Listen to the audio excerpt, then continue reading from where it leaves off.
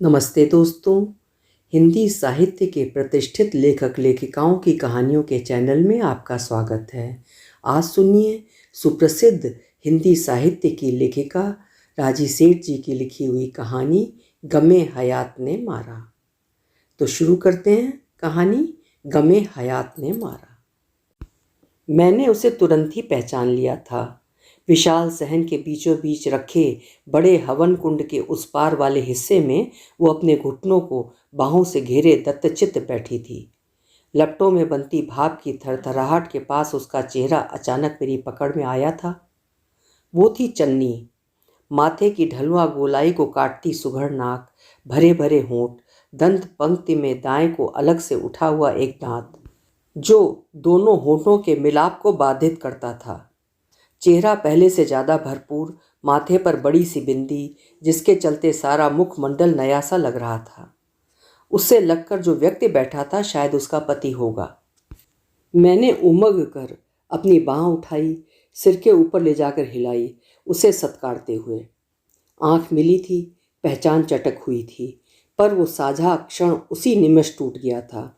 मुझे लगा उसी ने टूट जाने दिया है, मुंह फेर लिया है। अविश्वास को भ्रम का सहारा दे देना सहज लगा। हवन के समाप्त होने की प्रतीक्षा की। ओम अग्नये नये सुपथा। पंडित जी उपासना मंत्रों के निकट पहुंच रहे थे। अपनी दोनों फैली हथेलियां ऊपर को उछाल रहे थे। लोगों को उपासना मंत्रों के उच्चारण में सम्मिलित होने को उकसा रहे थे। अनुष्ठान के अंत तक आते तो वातावरण काफी सामूहिक और समावेशी हो चला था। नृत्य के प्रसंग की प्रगाढ़ता पिघल रही थी। अब जेठे को पगड़ी पहनाने की रस्म, फिर दान दक्षिणा, फिर सामूहिक रूप से उच्चारा जाता शांति पाठ। बंद आंखें, अपने अपने आसनों पर खड़े हो चुके लोग। ओम शांति शांति शांति ओम। ओंकार की पिछड़ती लय अभी डूबी भी नहीं थी कि मैं भीड़ काट कर सहन के उसी हिस्से में पहुंच गई थी। वो वहां नहीं थी, वो कहीं भी नहीं थी। मेरी अधीरता ने उसे लगभग हर संभव जगह ढूंढा। भीड़ छितरने लगी थी। मैंने गेट के पास ऊंचाई पर के एक कोने में अपने को स्थित किया। वहां जल्दी मृतक के सगे संबंधी कतार बांधे हाथ जोड़े आगतों को विदा करने के लिए खड़े हो जाने को थे। मेरे देखते देखते परिजनों के सामने आमने खड़ी कतारों के बीच एक गलियारा जैसा बन गया था, जिसमें से होकर गुजरता हर व्यक्ति मुझे साफ दिख रहा था। भीड़ छट गई थी, वो कहीं नहीं थी। जाने कब तिरोहित हो गई थी। मैं जैसे ठगी सी गई, समझ नहीं पाई कि ये मेरी अवहेलना है या उसके घाव अभी भी हरे हैं। ये चन्नी का वर्तमान है, जिसमें वो अचानक इस तरह प्रकट हुई है। चन्नी का एक अतीत भी है, जिसमें एक दुर्घटना है। दुर्घटना ने चन्नी के जीवन की निरंतरता को काट दिया है। क्या वो अभी भी बीच में बिछी उसी सुरंग में से गुजर रही है? चन्नी के अतीत में मैं भी हूँ, उसमें शामिल नहीं हूँ, पर उसके साथ चलते चलते उसे देख सुन रही हूँ। अतीत के लड़ते भिड़ते लांगते फलांगते दृश्य इस समय मेरे सामने हैं। मैं और चन्नी स्कूल जा रहे हैं इकट्ठे, खेतों खलिहानों पगडंडियों को लांगते फलांगते, निमौलिया बीनते, कच्ची इमली आम और जामुन बटोरते, हरे छोलिए की झाड़ियाँ उखाड़ते, रहट वाले कुओं पर रुकते, दृश्य को जी भर निहारते, छल छल पानी में पैर छपछपाते। ये सब दृश्य मेरे लिए नए हैं, खूब रोचक और उत्तेजक। चन्नी इन सब चीज़ों से एक रस है, भीतर तक घुली हुई, आनंदित। मेरे पिता चन्नी के कस्बे में जिला विकास अधिकारी के पद पर स्थानांतरित होकर आए हैं। पिता की उस कस्बे में पोस्टिंग मेरी नागरी समझ को खूब रोमांचित करने वाली है। मैंने यहाँ आकर 10वीं में दाखिला लिया है। चन्नी उस कक्षा में 1 साल पहले से पढ़ रही है, शायद पिछले साल फेल हो चुकी है। वैसे भी वो मुझसे उम्र में बड़ी है। चन्नी का असली नाम चंद्र कुमारी गुप्ता है। ये नाम उसकी बुआ ने रखा है। ऐसा चांद का सा नाम उसकी माँ तो रख ही नहीं सकती थी, ऐसा चन्नी कहती रहती है। उसकी माँ से उसकी बिल्कुल नहीं पटती, फिर भी वो हर समय अपनी माँ के राग अलापती रहती। हमारा घर अनाज मंडी में है, चन्नी भी वहीं रहती है। हम दोनों मंडी के ऊपर बने चौबारों जैसे घरों में आस पड़ोस में रहते हैं, इसीलिए साथ साथ स्कूल जाते हैं। मंडी से स्कूल का फासला 1.5 मील का है, पर इस फासले को छात्रों द्वारा पैदल ही पाटने का वहाँ चलन है। मंडी का इतिहास भूगोल मेरे लिए उतना ही नया है जितना यहाँ की और सब चीज़ें। 2 सदर दरवाज़ों वाली चौखूंटे आकार वाली विशाल 4 दीवारी, जिसमें 24 घंटे गहमा गहमी मची रहती है। ये गल्ले की आढ़त तथा अनाज के थोक व्यापार की मंडी है। मंडी का दृश्य कुछ कुछ ऐसा है। जगह जगह अनाज की ढेरियाँ, बोरियाँ, मवेशी, खुली और जुती हुई बैलगाड़ियाँ, दुकानों के सामने लटके भीमकाय तराजू, ढेरों व्यापारी, मजदूर, पट्टेदार, गुड़ की भेलियाँ, भिन भिन मक्खियाँ, तेल घी के पीपे। 24 घंटे जलेबियाँ छानते एक हलवाई की दुकान मंडी के बीचों बीच। एक हैंडपंप, एक परोपकारी कुआं, जिससे पानी की गागरें भर भर कर झीवर ऊपर बने घरों में पहुंचाते हैं। दुकानों की गद्दियों पर स्थापित लाला चौबारों पर चढ़ती उतरती स्त्रियों को कनखियों से ताकते तौलते रहते हैं। नीचे गल्ले की दुकानें हैं, ऊपर घर। नीचे पुरुष हैं, ऊपर स्त्रियां, बच्चे। नीचे का सब कुछ दृश्य है, ऊपर का सब कुछ अदृश्य। नीचे खड़े होकर देखने पर दिखती हैं लंबाई में नीचे तक फैलती चुन्नियाँ, साड़ियाँ, या फिर दुकानों के साथ साथ लगी सीढ़ियों में से अचानक प्रकट होती स्त्रियाँ। स्त्री प्रायः एक सीढ़ी से उतरकर दूसरी सीढ़ी में चढ़ जाती है। वो चादर से इतनी ढकी हुई होती है कि चलता फिरता लबादा जैसी लगती है। घरों से बाहर आने जाने का यही एक रास्ता है जो कोई भी कहीं आता जाता है नीचे बैठे लोगों को दिखाई देता है। चन्नी खूब स्वस्थ है, खूब सुंदर। नक्शिख वाली सुंदरता उतनी नहीं जितनी गोलाई चिकनाई वाली सुंदरता। खूब कसे गोल गुलाबी गाल, चंचल आंखें, दाईं ओर दंत पंक्ति के बीच एक उठा हुआ दांत जो दोनों होठों को अधकुला रहने देता है। इस मुद्रा में चेहरा और ज़्यादा सुंदर लगता है। उसे देखकर लगता नहीं कि वो रोज़ माँ से पिट कर आती है। सिर को ढाके रखने के लिए पल पल दुपट्टे तक पहुँचते उसके हाथ सदा दिखाई देते रहते हैं। उसके नाखूनों पर झांकते चिकनाई के निशान उसके घर की कहानी कहते हैं। हर समय सिर ढकने और गले के पास दुपट्टे को दोनों छोरों से पकड़े रहने की मजबूरी उसकी नहीं, उस कस्बे में रहने की है जहाँ ऐसा ही लड़कीपन चाहा और सराहा जाता है। खेतों, पगडंडियों, फसलों, कुओं से बतियाते और दोस्ती करने का ढंग मुझे चन्नी ने ही सिखाया था। मंडी का सदर दरवाज़ा छोड़कर सड़क पर आते ही वो कहीं से एक संटी तोड़ लेती और ईख की खड़ी उठान को छेड़ती, झकझोरती, गाती जाती। उसके इस जीवंत खिलंदड़ेपन को मैं मुंह बाए देखती रहती। वातावरण से इतना एकरस, इतना तन्मय देखकर ये अंदाज़ा लगाना कठिन होता कि वो आज भी माँ से पिट कर आई है। वो लगभग रोज ही अपनी माँ से पिटती है। ये सूचना भी चन्नी की ही दी हुई होती। बकौल उसकी माँ को उससे बैर है, क्योंकि चन्नी के पैदा होते ही उसके ऊपर वाला भाई हैजे से मर गया था। माँ के हिसाब से ये घर में चन्नी के अशुभ पदार्पण की छाया है। स्कूल से वापसी पर ईख का खेत पार करते ही सरदारी का कुआं दिखाई देने लगता। कुएं को देखते चन्नी का तेवर बदल जाता।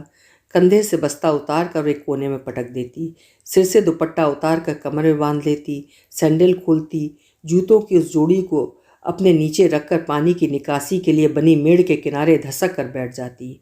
उन छोटी छोटी नालियों में ठंडा पारदर्शी पानी बहता होता। यह अद्भुत मनोहारी दृश्य होता।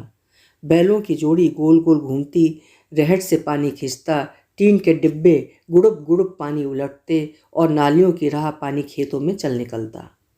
चन्नी अपना आपा भूलकर बहते पानी में पैर डाले बैठी रहती। स्कूल के टिफ़िन का आधा बचाया गया खाना निकाल कर वो बगल में रख लेती। ऐसा लगभग रोज रोज होता। मेरा बेचैन होना चन्नी के चैन में होने के साथ साथ चलता। चन्नी के कुर्ते पर फैलते कीचड़ के निशान मुझे बेतरह परेशान करते।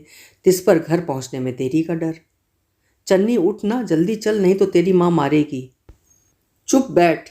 पेड़ों पर बैठे तोतों को देखते चन्नी मुझे झिड़क देती। बताया नहीं था, मेरी माँ तो पूरी पागल है। जब मुझे पीटने लगती है तो उसका झोंटा खुल जाता है और फिर तो वो एकदम पागल लगती है। मैं तो चुड़ैलों जैसा उसका चेहरा देखती रहती हूँ। पिट रही हूँ इस बात की तो मुझे याद ही नहीं रहती। ऐसी बातें मैंने कभी सुनी नहीं थी। ऐसी माँ भी मैंने कभी नहीं देखी थी। उसकी माँ की मूर्ति का खाका मैंने घर जाकर अपनी माँ के सामने खींचा था। सोचा था खुश हो जाएंगी, तुलना में अपने को अच्छा मानेंगी, पर माँ थी कि चिंता में पड़ गई थी। पिताजी से खुसफुस में लग गई थी। नतीजा ये कि दशहरे की छुट्टी के बाद मेरे स्कूल जाने लौटने के लिए मैकू का साइकिल रिक्शा बांध दिया गया। मैकू घर वालों का मुंह लगा रिक्शे वाला तो क्या, पूरा गार्जियन था। पल पल की खोज खबर रखता। चन्नी का और मेरा साथ इस तरह छूट गया। मुझे खूब बुरा लगा। चन्नी के चलते मैं कोई दुनिया देख रही थी। मुझे लगा शायद चन्नी को भी इतना ही बुरा लगा होगा, पर तब मुझे मालूम नहीं था कि चन्नी के मन में दूसरों के दर्दों के लिए जगह नहीं है। हो सकता है मेरा साथ छूट जाने से चन्नी को सुविधा ही मिली हो, नहीं तो क्यों सरदारी का ही कुआं, क्यों देर, क्यों बचाया हुआ खाना, क्यों वैसी तन्मयता और अतिरेक की देह को पड़ती मार ही न लगे। पहुंचे हुए लोगों की तरह अपने से अलग होकर वो अपनी माँ की त्वरा देखती रहे। कस्बे के इतिहास भूगोल के चलते हो सकता है ये दयालु कृपालु कुआं ही चन्नी नरेंद्र के लिए असली लोकल रहा हो। फरवरी का और अंत का दिन, लीप ईयर की पूंछ लगी होने के कारण वो दिन सदा याद रह जाने जैसा है। वैसे भी उस दिन मेरे छोटे भाई का जन्मदिन मनाया जाना था। मंडी की ऊंची दीवारों में उगते सवेरे को एक उन्मादी आर्तनाद ने जगाया था। हवा को लपेटती दारुण जैसी चीखों का पीछा करते चार दीवारी में धीरे धीरे हो हल्ला गाढ़ा हुआ था। पता लगा अनाज के सबसे बड़े व्यापारी चौधरी चतुर सिंह चंदेल के लड़के नरेंद्र और घी तेल के सबसे बड़े आड़ती गोकुल चंद गुप्ता की लड़की चन्नी ने विष पीकर आत्महत्या कर ली है। रेशम का कुर्ता पहनकर मरे नरेंद्र की ऐंठी हुई मुट्ठी में एक तुड़ा मुड़ा पत्र पाया गया। उसमें जो तफसील दर्ज थी वो कुछ कुछ इस अर्थ की थी: प्रेम की राह में रोड़े अटकाने वाले पिता को दंड और अपने दोनों की एक साथ मुक्ति। आगे फिर मुक्ति की योजना का खुलासा किया गया था कि कैसे रात को गुलाबी चुन्नी ओढ़कर चन्नी भी अपने घर में ठीक उसी समय जहर खाएगी। पर आखिरी आरजू ये है कि अर्थियां उठाई जाएं एक साथ। मंडी के सदर दरवाजे से दोनों अर्थियां साथ साथ निकलें, इकलौते की इच्छा मानकर। चौधरी चतुर सिंह चंदेल की संस्कारी अहंकारी उठान पर ऐसा हिंसक वार, वो भी अपने बेटे द्वारा। बेटा भी इकलौता, जिसे इकलौता ही रहना था, क्योंकि चौधराइन की जनाना क्षमताओं में चिकित्सा की गलत दखलंदाजी से खोट पैदा हो गया था। पंतनगर विश्वविद्यालय से कृषि विज्ञान से ऊंची डिग्री लेकर आते बेटे के चर्चे अभी तक लोगों की जुबान पर ताजा थे। सुना था इस मौके पर चौधरी ने सोने की मूठ वाली एक छड़ी नरेंद्र को दी थी और रिश्तेदारों में गिन्नियां बांटी थी। अपनी खाल खिंचवा कर बेटे के जूते सिलवा सकते थे चौधरी, पर बनिए की बेटी के हाथ में सपूत का भविष्य नहीं सौंप सकते थे। प्यार होता है, होता रहे, बछड़े मुंह मारते हैं, मारते रहें, ये सब तो राजसी मिजाज के लक्षण हैं। असली बात तो गठबंधन की है, खानदान की लीक और रक्त की शुद्धता की। ठाकुरों का पुंसत्व पुश्तों से इसी तरह अपने बीजों की रक्षा करता आया है, किसी से मूछ नीची नहीं की, अब भी क्यों करेंगे? क्या बनिए की छोकरी से मात खा जाएंगे? हूर की परी क्या कोई एक यही छोकरी है? हूर की परी का फंदा चौधरी समझते ना हो ऐसा नहीं था। संताप विलाप में टूटते संतुलन के माहौल में कितनी ही पोशीदा बातें जाहिर होती गई थीं। चौधरी का रोना था कि वो तो चन्नी के अजीब तर्ज के अकुराए गदराए जोबन से वैसे ही खबरदार थे। कसे कुर्ते और चुन्नटदार चुस्त चुन्नी में बनी संवरी चन्नी को सीढ़ियां उतर कर दरवाजे तक जाते हुए जब वो कनखियों से देखते थे तो कुल पुरोहित की मार्फत राजकुंवरी की तलाश की मुहिम तेज कर देते। उम्मीद बनाई थी कि मुहिम रंग लाती। वो कोई ऐसे ऐरे गहरे तो थे नहीं कि सामने वाले के लालच और जोश खरोश की ताब न ला सकें। ये सब कुछ दिन चलता रह सकता था। अगर सुनार मातमपुरसी में आया था तो थर थर काँप रहा था। वही शायद अपना पाप धोने के लिए अपनी कम अकली का किस्सा बारंबार बयान करता रहा था। ऐसे हिलक हिलक कर उसे रोते देखा तो पास खड़े बुजुर्ग ने तसल्ली दी, चुप रहो बरखुरदार, तुम्हारा क्या कसूर? ये तो होनी थी जो तुम्हारी देह में दाखिल होकर बैठ गई, नहीं तो जैसे इतने दिन चल रहा था और चल जाता, छोरा अपने आप संभल जाता। सुनार हाथ बांधे उनके सामने खड़ा था। गांव तकिए के सहारे मसनद पर बैठे चौधरी ने देखा, कुछ दिन पहले जड़त वाली एक मुंदरी आई थी हुजूर, रकम वसूली नहीं पाई। वैसे तो मर जाता, खादिम तकाजा न करता, दुकान आपकी है, पर वहम सा मन में आया कि कहीं ऐसा तो नहीं कि ताबेदार के साथ आपने रकम भिजवाई हो और वो बेईमान हो गया हो। वैसे मैं क्या जानता नहीं कि बेटे के तालीम याफ्ता होने पर जो बाप गिन्नियाँ बांटे वो क्या किसी की रकम दाब लेगा? पर हुजूर अगर बुरा लगा हो तो गुनाह माफ़ी। मुंदरी कब? चौधरी पीले पड़ गए। गल्ला खोला, 100 के नोटों की एक गड्डी उधर फेंकी, लो गिन लो जितने बनते हैं और दफ़ा हो जाओ। चट मसनद से उतरकर उन्होंने गुरगाबी में पैर फंसाए। सुनार घिघियाया, रुकिए हुजूर, ये क्या गजब कर रहे हैं? अपने हाथ से गिन कर दीजिए, भूल चूक हो गई तो। पर चौधरी का ध्यान कहीं और था। मुनीम को पैसे गिन लेने का इशारा किया और खुद बाहर निकल आए। समझ गए मुद्री कहाँ गई। बेटा दुष्यंत बनने को तावला है। जाता हूँ कुतिया के बाप को देखता हूँ। उनकी पीठ के पीछे सोने की गांठें पक्की करने में लगा है तेलची। चौधरी घी तेल के व्यापारी गोकुल चंद गुप्ता को इसी नाम से पुकारते थे। गुप्ता को दुकान से बाहर खींचकर फिर से कसने उमेटने का इरादा मन में लिए चौधरी ने मंडी का आधा ही सहन पार किया था कि पिछली बार की झड़प में गुप्ता का उनके मुंह पर फेंका गया फिकरा याद आया। चल चल, पहले अपना घर देख, फिर दूसरे को चोर बनाना। यहाँ पहुंचकर चौधरी हर तरह से पतले पड़ते गए। पलट आए, दनादन सीढ़ियाँ चढ़ गए। वहाँ इकलौते से जमकर कहासुनी हुई। पुरानी नस्ल नई नस्ल से बुरी तरह भिड़ी, सो उसका ये नतीजा। इतना आत्मघाती, आत्महंता। पछाड़ खाती चौधराइन और रेशमी कुर्ते में पल पल नीले से काले होते शव को वहीं छोड़कर चिंगाड़ते बाघ की तरह क्रुद्ध चौधरी गोकुल चंद की सीढ़ियों के नीचे आन खड़े हुए थे। वो तमतमाहट मंडी में हर किसी ने देखी। जाड़े के दिन शरीर पर केवल बाँहदार बनियाइन, कमर में फेटा, आंखें क्रुद्ध लाल। म्लेच्छ चांडाल, बाहर निकल। बढ़ा अपनी अर्थी। ये मत समझना मैं तेरी छोरी को दुल्हन की तरह लेने आऊँगा। चौधरी चीख रहे थे। इस ललकार का उधर कोई असर होता नहीं दिखा। चौधरी हलकान हुए जा रहे थे, पर उधर एक अटूट चुप्पी। खिड़कियां दरवाजे बंद, न चीख न पुकार, न क्रंदन न विलाप, एक सुन्न सन्नाटा। चौधरी बौखला गए। तू क्यों रोएगा, क्यों रोएगा? तेरी तो छोरी गई, टंटा खत्म। कहते कहते वो लपक कर सीढ़ियाँ चढ़े और गोकुल चंद के दरवाजे पर दुहत्थड़ मारने लगे। दरवाज़ा फिर भी नहीं खुला तो चौधरी का क्रोध पशुबल में बदलने लगा। अंदर खदबदाती हिंसा को हर हाल में अपना शिकार चाहिए था। अंततः दरवाज़ा खुला। जो लोग चौधरी के पीछे पीछे सीढ़ियाँ चढ़कर गए थे, उनके कथनों की कितनी ही चिंदियाँ हुई थीं, जो पूरे साल मंडी के आकाश में चीलों की तरह मंडराती रही थीं। कोई चौधरी के लाचार डहने की बात कहता था, कोई तड़फड़ाते क्रोध की, कोई कि कैसे उस कांपती मिमियाती बच्चिया के सामने चौधरी का लाचार पौरुष एक घायल चीत्कार में जर्रा जर्रा हुआ था। सुना गया, पहले तो गुप्ता दोनों बाहें ताने दरवाजे को रोक कर खड़ा रहा, पर चौधरी का इतना तन्नाया हुआ तेज वार सहन नहीं हुआ। पटकी जो ली तो सीधा तखत से जा टकराया। माथे पर छुल छुल रक्त उछल आया। फुतकारता सा उठा, लपक कर अंदर गया, झूठा पकड़कर सुबकती चन्नी को खींचता हुआ बाहर ले आया और चौधरी के पैरों के पास ऐसे पटक दिया जैसे कसाई के सामने पशु। ले ले, तू ले, मरी नहीं है छोरी, अब कर ले इसका जो करना हो।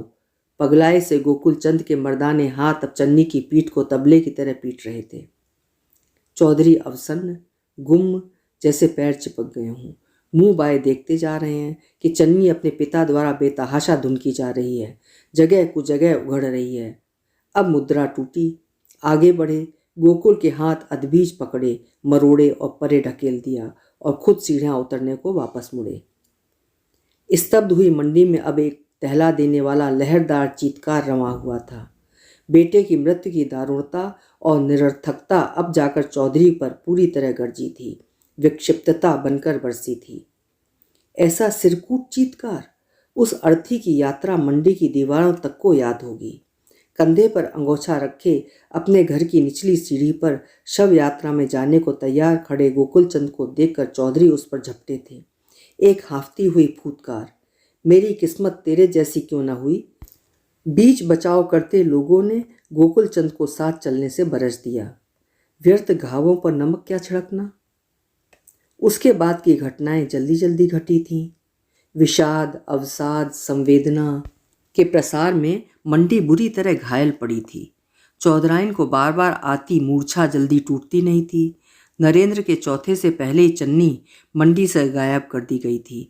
इतनी जल्दी गोकुल चंद ने उसे कब कहाँ भेजा कोई नहीं जानता। 2-3 महीने के अंदर ही अंदर वो अपना धंधा समेटकर खुद ही मंडी से चलता बना था। मेरे पिता का भी 10 महीने में स्थानांतरण हो गया था। हालांकि ये सूचना कुछ खास महत्व की नहीं। पता नहीं चन्नी वहाँ रहती होती तो उसकी क्या दुर्गति होती। उठवा दी जाती, मरवा दी जाती। मंडी के लोग उससे कैसे पेश आते, मुंह पिचकाते या उसके जीते होने की खैर मनाते। देखा जाए तो उसकी नियति की सुरंग कितनी सकरी थी। मर जाने में तो हानि थी ही, जी जाने में भी हानि। अजीब सिलसिला था। मृत्यु बचाव दे सकती थी, जीवन नहीं। और वो थी कि शहादत के इतिहास में जाते जाते एक मनुष्य की तरह उठकर बैठ गई थी। कौन उसे सेहरा पहनाने को उत्सुक होता? कोई नहीं जानता उस रात के निचाट अंधेरे में हुआ क्या था। चन्नी ने विष पिया नहीं था, या पिया था तो निष्प्रभाव रहा था। निष्प्रभाव रहे होने के हक में कोई तर्क नहीं जाता। जानते समझते इस आत्महंता कर्म में अपने को झोंक देने की उसकी इच्छा पर विश्वास भी नहीं आता। जाने कैसे इस समय मेरे सामने एक और दृश्य चटक होता जा रहा है। शायद दुर्घटना से 2 या 3 दिन पहले की बात होगी। मुझे छत पर अचानक ही चन्नी दिखी थी। उसने हाथ में सीख की लंबी झाड़ू पकड़ रखी थी और बनेरे से लगी ध्यानभंग खड़ी थी। शायद छत साफ करने आई होगी। मैंने बुलाया तो आई नहीं, वहीं टिकी खड़ी रही। तुम भी तो आ सकती हो, बोली तो स्वर रूखा था। मैं गई तो सही, पर उसने कोई बात शुरू नहीं की। उखड़ी सी लगी, शिथिल, निरुत्साह, आंखें डूबी हुई, कोरी, अनजान। मुझे अजीब सा लगा, क्योंकि चन्नी और चहकना मुझे एक ही वस्तु के पर्याय लग रहे हैं। पढ़ाई कैसी चल रही है? मैंने उसे ठेला। तू अंधी है? वो चिढ़कर बोली। मैं तो 10-15 दिन से स्कूल नहीं जा रही, पर तुझे क्या? तू कॉलेज जो पहुंच गई है लाट साहबनी।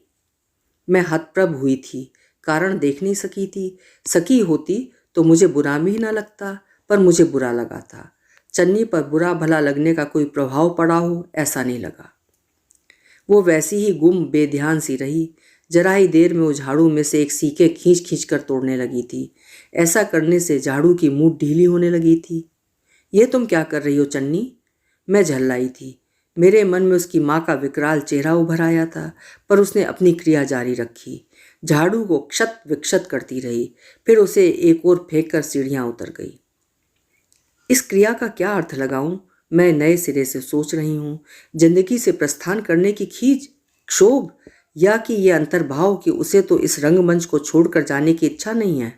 वो तो नरेंद्र है, जिसे अपने पिता को दंड देना है, और जो भी नरेंद्र तय करे, चन्नी को उसके साथ खड़े रहना है। मेरे मन को ये प्रश्न भटकाता है कि अगर अपने कर्म की नियामक चन्नी स्वयं होती तो हो सकता है वो किसी दूसरी तरह से लड़ती, कोई दूसरा रास्ता चुनती। तलछट को थूक कर जीवन से भी जीवंतता का कणकण छीनने वाली चन्नी। कौन जानता है कहाँ चूकी होगी? मृत्यु का चेहरा डरावना लगा होगा, या जीवन का लोभ उन किशोरी हाथों में भारी तुलने को छटपटाया होगा। हो सकता है ऐसी साझी योजना न रही होती तो आवेश में कुछ भी कर बैठना आसान लगता, पर योजना की सुरंग में पहले मृत्यु के विचार के साथ अंदर घुसना, फिर दिनों, फिर घंटों, फिर क्षणों में सिमटती टिक टिक के साथ जीते जागते देखते समझते एक अंत को चरितार्थ करना। हो सकता है नरेंद्र साथ होता तो भीतर का बल बना रहता, चाहे ये बल कितना ही आत्महंता था। अपने को, माता पिता को, समाज को दंडित करने की हिंसा से भरा हुआ। फिर चन्नी का एकाएक लुप्त हो जाना, जैसे किसी भंवर में खदबदाता जल अचानक जम गया हो। 5.5 सालों के अंतराल के बाद चन्नी मुझे अब दिखी है यहाँ, प्रदीप के पिता की 13वीं पर। मैंने उसे तुरंत पहचान लिया था। पहचाना उसने भी था, पर पहचान को माना नहीं था। मैं आहत हुई थी, पर मैं क्यों आहत हुई? चन्नी के लिए मैं नहीं, कुछ और हूँ। अतीत के घेरे में उठता हुआ कोई प्रेत। शायद शर्मिंदगी, शायद जवाबदेही, शायद चन्नी अभी उभरी नहीं है। पता ही नहीं जीवन को किस भाव से देख रही है। श्रद्धांजलि, पश्चाताप या पलायन। यह अध्याय बंद हो गया है, ऐसा सोचा, पर ऐसा नहीं है। चन्नी फिर मुझे अचानक दिखाई दे गई। जिस बस में मैं बैठी हूँ वो शास्त्री नगर के स्टॉप पर आकर रुकी है। शास्त्री नगर टर्मिनल से पहले का स्टॉप है, इसलिए बस में छिटपुट यात्री बच गए हैं। फिर भी नीचे खड़े यात्री अधीर हो रहे हैं। पंक्ति आगे बढ़ रही है, मैं खिड़की पर हूँ। हठात निगाह ने उसे पकड़ लिया है। चढ़ने वाले यात्रियों की पंक्ति में एक वो भी है। पंक्ति धीरे धीरे आगे बढ़ रही है। कंधे पर काला झूला लटका है, साथ में नीले फ्रॉक और लाल रिब्बन वाली एक बच्ची है। बच्ची को देखकर मुझे खूब खुशी हुई है। पता ही नहीं लगा ऐसा कैसे हुआ। मेरी बाँह निरायास खिड़की के बाहर लटक कर हिलने लग गई। मुंह से पुकार फूट चुकी है, चन्नी। ओ चन्नी जल्दी आ। उतावली में मैं अपनी छोटी सीट छोड़कर दाईं ओर की लंबी खाली सीट पर खिसक चुकी हूँ। पीछे मुड़कर देखती रही हूँ। एक एक कर यात्री चढ़ चुके हैं। बस चल चुकी है, चन्नी कहीं नहीं है। रो दूं ऐसी खिन्नता में धंसती जा रही हूँ। चन्नी को हो क्या गया है? होने को इतना ही तो हुआ कि फैसला प्रेम के हक में होता, लेकिन जिंदगी के हक में हो गया। ये भी क्या कोई छोटी बात है चन्नी? तुम क्या फिर से तुम नहीं हो सकती चन्नी? पर चन्नी वहाँ थी कहाँ जो सुनती? सोचा नहीं था चन्नी फिर दिख जाएगी। हम दोनों जरूर किसी आसपास के पड़ोसी मोहल्लों में रहते हैं, इसीलिए उन्हीं उन्हीं रास्तों को पाटते काटते हैं। इसी तरह अचानक गुजरते टकराते हैं। आज भी वो मुझे दिखी है, अपनी ही कॉलोनी के बाजार में। अब ये फलों की दुकान है। चन्नी जमीन पर बैठी है, पेटी में से सेब चुन चुन कर दुकानदार को दे रही है और तौल देने का संकेत कर रही है। बैठ जाने से उसकी कमर पर मातृत्व की स्थूल छापें टिकी दिखाई दे रही हैं। लाल रिब्बन वाली बच्ची बगल में खड़ी है। इस समय इस असावधान मुद्रा में चन्नी तक पहुंच पाना एकदम आसान है, पर नहीं भी है। आदान प्रदान के जिस छोर तक मुझे पहुंचना है, वहां चन्नी एकदम अंतर ध्यान है, निषेध से भरी हुई, अप्रस्तुत। वहां पहुंच जाना मेरी इच्छा का पराक्रम हो सकता है, उसकी इच्छा का बल नहीं। मेरा मन खिन्न हो गया। दौड़कर बच्ची को उठा लेने और चन्नी को चौंका देने की इच्छा को मैंने त्याग दिया है। खंबे की ओट में उतनी ही दूरी पर मैं ठिठकी खड़ी हूँ, उसके चले जाने की प्रतीक्षा कर रही हूँ। मेरे मन में न जिज्ञासा है, न कोई उत्सुकता। इस तरह भागो मत चन्नी, तुम कैसे भी जैसे भी चाहो जियो, मैं तुम्हें अपनी ओर से कभी पहचानने नहीं आऊँगी। अभी आप सुन रहे थे राजी सेठ जी की लिखी हुई कहानी गमे हयात ने मारा। कहानी आपको कैसी लगी मुझे कमेंट बॉक्स में ज़रूर लिखिएगा, मैं प्रतीक्षा करूँगी। फिर मिलेंगे। आपका समय शुभ हो, मंगलमय हो।